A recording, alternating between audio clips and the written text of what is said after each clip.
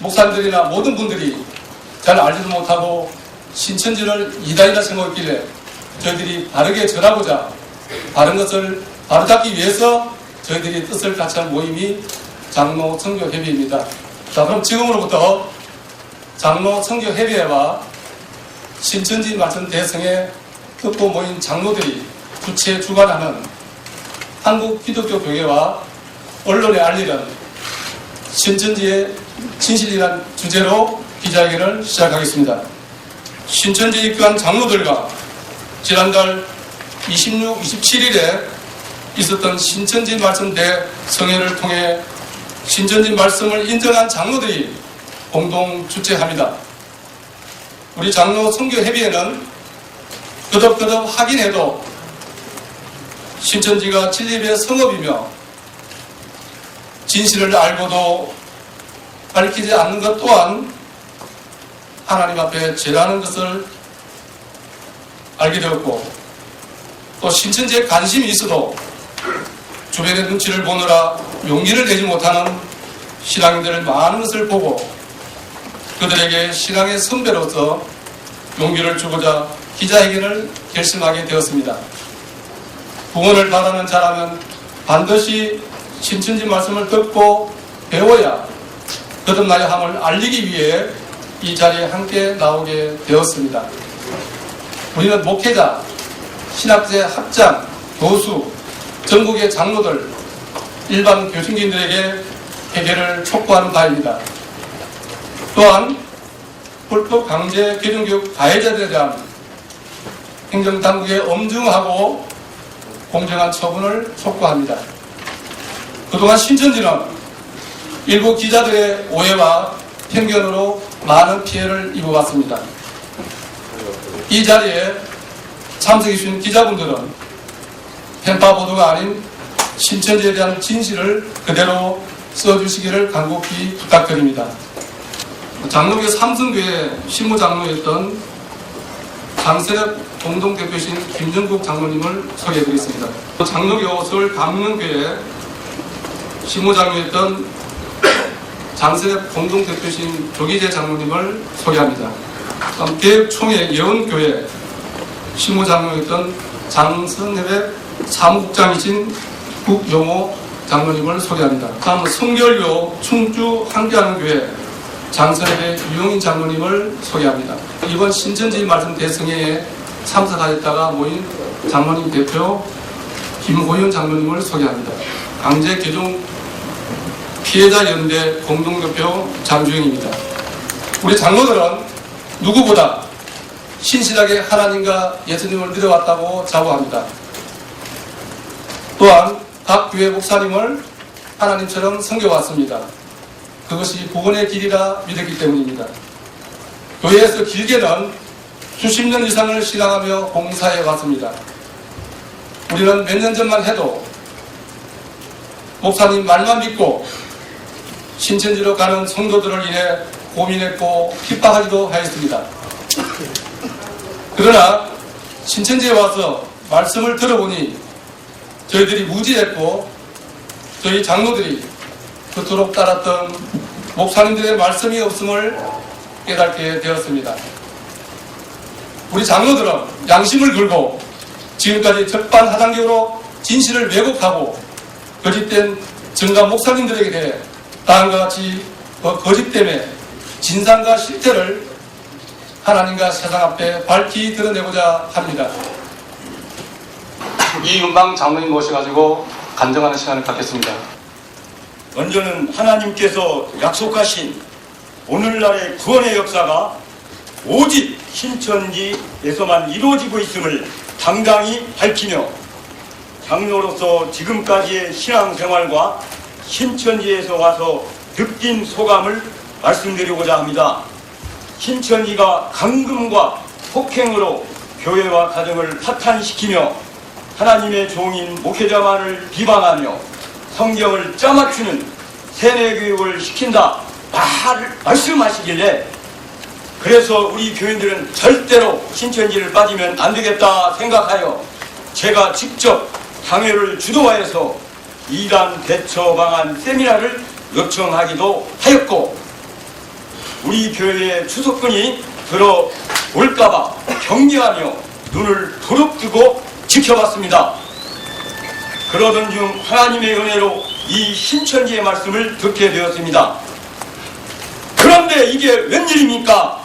그렇게 극악무도한 이단이라고 여겼던 그 신천지의 말씀은 너무도 성경적으로 이치적이었고 지금까지 세상 어느 교회에서도 듣지 못했던 최고의 말씀이었습니다. 온갖 거짓말과 비방 자료로 천국을 사모하는 교인들의 눈과 귀를 가렸다니요. 정말 하나님의 목자라면 그렇게 했겠습니까? 인권을 침해하면서 국민적으로 사회적으로 문제가 되고 있음에도 불구하고 이제부터 시작이라는 말을 전문가들이 신문에 버젓이 기고한 것을 보고 정말 울분이 치밀었습니다. 개신교 내에 한국기독교총연합회 한기총에서 소위 이단이라고 규정한 곳의 소속 신도에게 행해지는 강제적인 교육입니다. 이곳 소속 신도들에게 행해지는 이 교육은 정말 정신병자 취급을 해도 호소할 곳이 없는 것이 현실이고 이 사람들은 정말 법률적으로든 감정적으로든 정신적으로든 어떠한 곳에서도 정말 피해 보상을 받을 수가 없는 것이 지금의 사태입니다. 성명서 신천지 예수교에 대한 오해와 진실을 밝힌다. 하나, 신천지 예수교의 교주는 사람이 아니라 예수님이다. 그러나 그 이름에서 밝히 보여주듯이 신천지 예수교 증거장막 성전의 교주는 예수님이다. 교단의 명칭은 신약 성경에서 약속하신 대로이다. 소위 장로교의 교주인 장로와 칼빈같이 사람이 교주가 되는 그러한 교단이 아님을 밝히는 바이다. 계시의 말씀을 듣기에 성도들이 구름같이 모여오므로 급성장하고 있다. 이 일이 왜 잘못인가? 한국 기독교는 초림 때와 같이 성도들을 못 가게 막기에 신천지를 이단으로 규정하고 신천지와의 전쟁을 선포했다. 신천지 12지파는 신약의 약속대로 이 땅에 창조된 하나님의 나라이다. 거짓 증거를 버리고 참 계시 증거를 받아야 구원을 얻을 수 있습니다. 약속을 믿고 복 받으시기를 바랍니다. 감사합니다. 2011년 10월 31일 진리의 성읍 아름다운 신천지에 입교한 장로 1등, 신천지 말씀 대성에 참석한 장로 1등.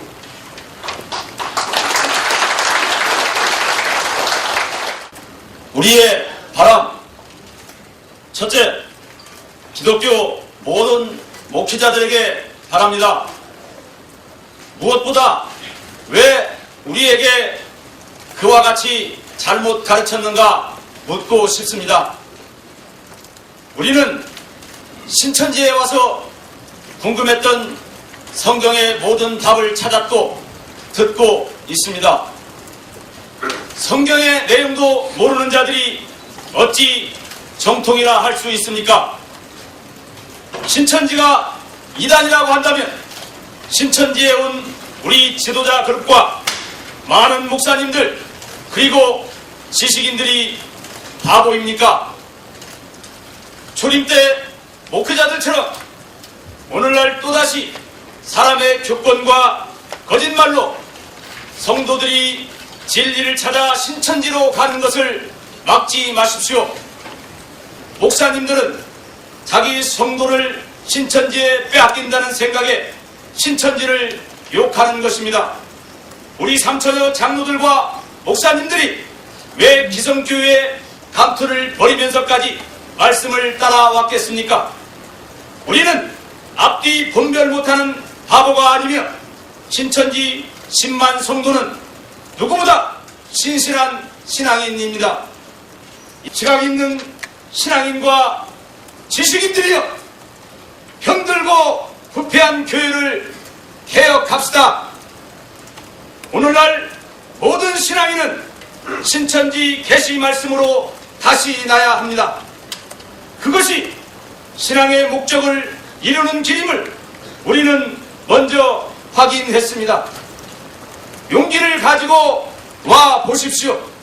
그리고 신천지 말씀을 듣고 판단해 보십시오. 부인할 수 없는 하나님의 역사를 눈으로 확인하십시오. 이번에는 마지막 순서로 질의응답하는 시간을 갖겠습니다. 그래서 신분을 위장해서 파송하는 추수권 포교법을 그만둬라. 이렇게 일반부에는 주장하는데 그에 대해서 한 말씀 듣고 싶고요. 이미 그 하나님의 선민이 있고 또 유대교 그 지도자들이 있는데 그곳에 가셔서 나를 따르라. 내 말 들어야 너희들이 구원을 받는다. 라고 그들에게 전도를 하신 거 아니겠습니까? 유대교 지도자들이 그 부패함과 그 패역함을 통해 가지고 하나님께서는 그들을 떠나셨는데 그들은 하나님이 떠나신 줄 모르고 그저 예수만 이렇게 핍박하고 정죄했죠. 오늘날도 똑같습니다. 부패한 목회자들 그리고 교회에 하나님이 계실 수가 없는 거 아니겠습니까? 오직 참 진리의 성령은 신천지밖에 없습니다.